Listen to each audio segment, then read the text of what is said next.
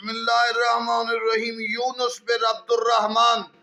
चार इमामों का दौर देखने वाले मौला बाकिर, मौला सादिक, मौला कादिम, मौला रिजा का दौर देखा। अदीम जलीलुल कद्र थे और इमाम रजा अलैहिस्सलाम लोगों को मसाइल के हवाले से यूनुस बिन अब्दुर्रहमान की तरफ रुजू करने का कहते थे। इन्हें मिस्ल सलमान कहा गया।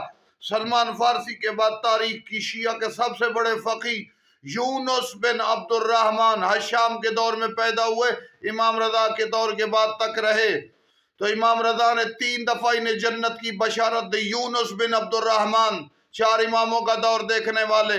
और फिर क्या वाकफिया, जिन्होंने इमाम मूसा कादिम के बाद फितना किया, उस फितने को रोका, वो इमाम के माल पर काबिज होकर फिर क्या वाकफिया कहते थे इमामत खत्म हो गई है। कहते नहीं, रजा की इमामत जारी है।